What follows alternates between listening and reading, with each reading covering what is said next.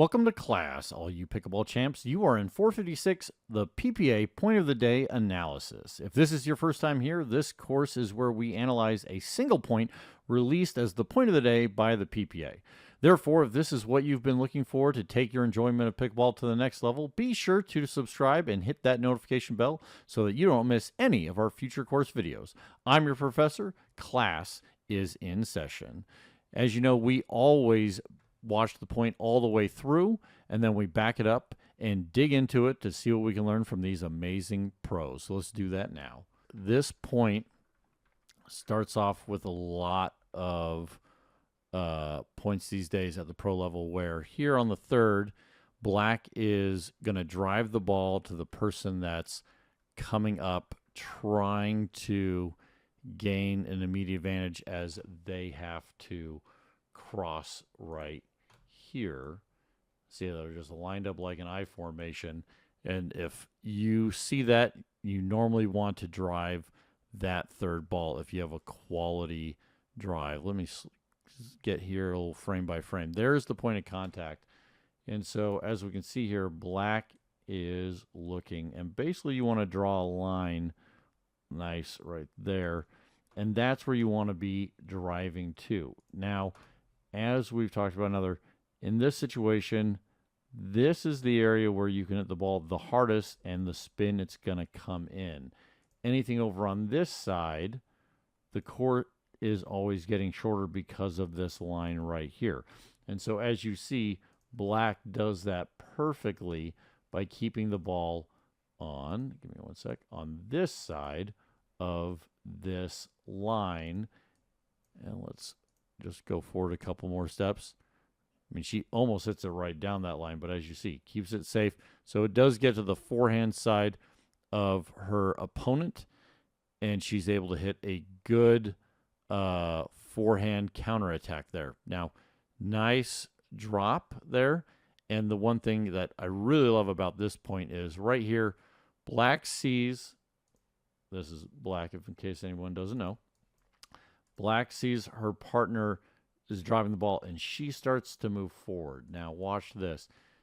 We're just going to watch black keep moving up. She takes one step, two step, and then she's three steps on the bounce, and she gets low. She's a little late on this split step, and that is what makes her have to not be able, she can't move back. This left leg gets locked. And so what you want to do in the future is you want to have, if you're split stepping when the ball is crossing the plane of the net, like right there as the ball is crossing the plane of the net. I'm going to erase that real quick. That wasn't even the tool that I wanted. But as we see, that's approximately where the ball is crossing the plane of the net. And that's then where you should take that split step and get low and ready so that they can't get it so into your feet. But black does a good job. She short hops this ball, keeps it low. I do personally believe that if this player, who I'm not too familiar with as of the recording of this video, was at a higher level, they would have potentially jumped this line and just earned this based off of the height if they were being more aggressive and attacking. And so that is one thing. Like, that ball gets very high over it, obviously bounced very short. And so that's what I'm saying is if they see this, they would have just jumped the line, and then this point may have turned out differently. And so that is kind of the one dink pop-up, but black gets away with it, and they dink cross court. The problem here, this is where the party gets started. I believe we actually already tweeted about that. This is actually where the first major mistake is made, which puts black and her teammate on the major defense. Once again, this is what you don't want to see at the pro level. If you're letting the ball bounce, you need to swing this foot back like a door as fast as possible and giving space to this. In this exact scenario, just to make everyone understand, so you can see this nice aggressive top spin. Let me just check. I'm just going to back this up. This person, this is the first time they're hitting it. I'm pretty sure they're left-handed. As I said, I'm not too familiar with them. and with them, and so they're keeping the two hands on. So I believe this is a two-handed backhand. Just to be clear, I don't believe this person does forehands and backhands with the two hands on it all the time. So this is a two-handed, nice two-handed topspin backhand, aggressive dink. And if you've watched our other videos, we like to do and call those like we consider that a 2, and neutral and defensive dinks we do a 1.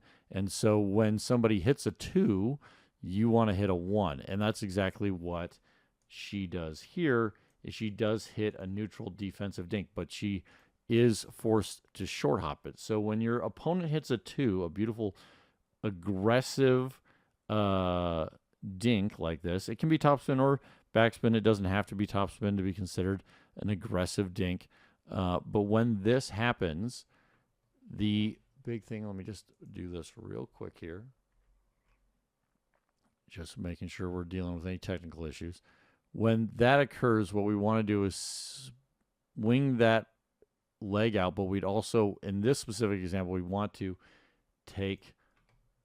move our feet to the right and then swing out. You want to move your feet, you want to anticipate and move them in advance. That doesn't mean that you're giving up a lot of ground, because this left foot would still be at the kitchen line.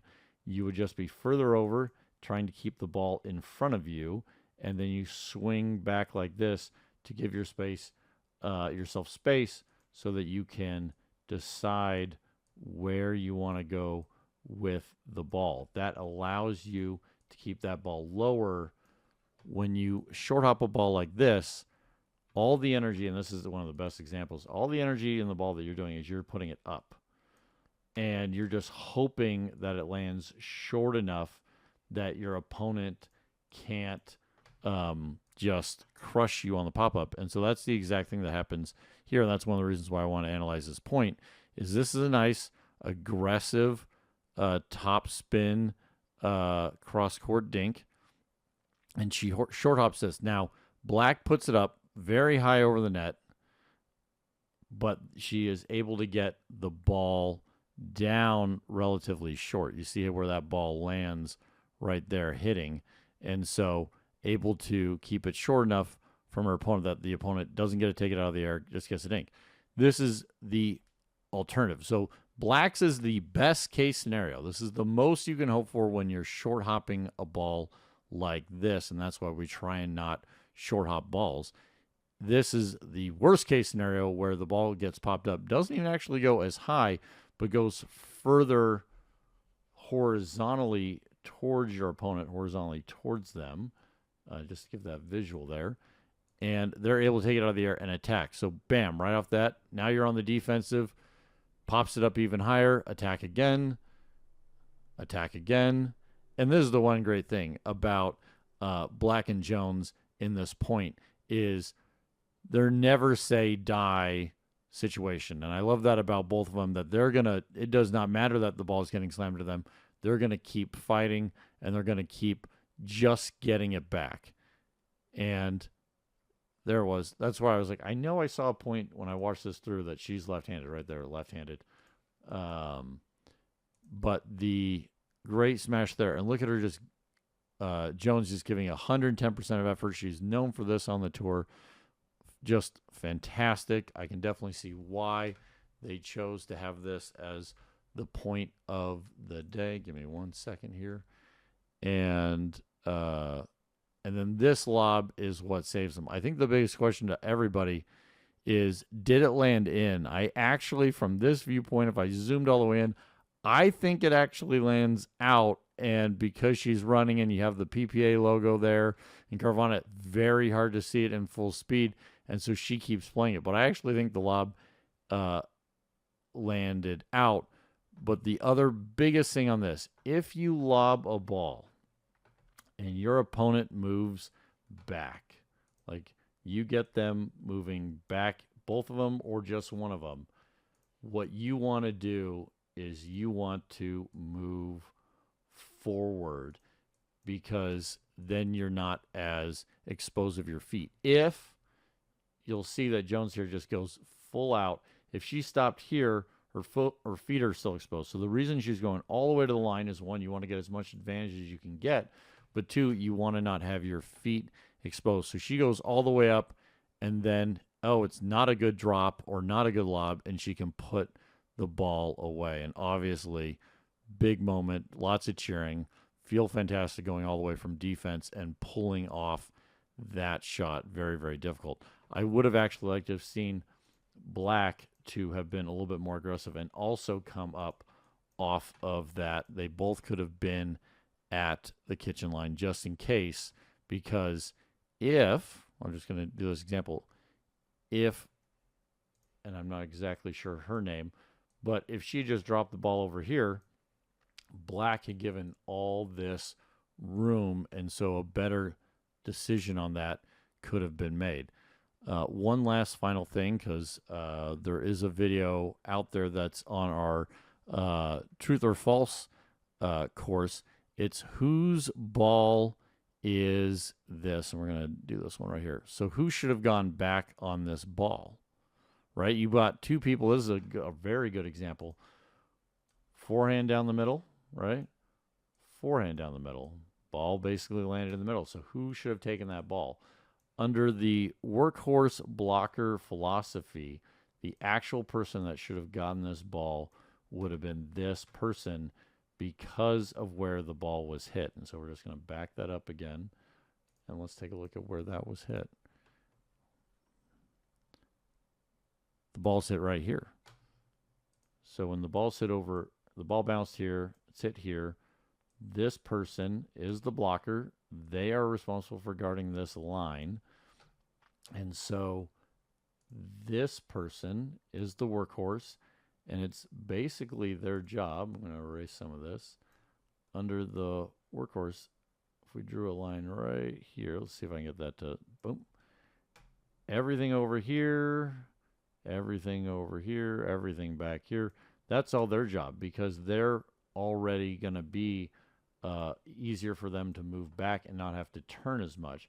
So they get to go on this line to this ball, and it still would have been their forehand. If they want, this person can cross over and switch with them, but more importantly, they have an easier time to then hit that drop and get back into the point off of a lob that is this good. And therefore, then their body isn't going to be blocking as much. The other thing is, as we've talked about, you want to be with your dance partner. And this is one of those rare situations when someone hits a lob this far back, and if she was watching her partner, she would know her partner is now at zone, let me just do this in red. Her partner is at zone 1.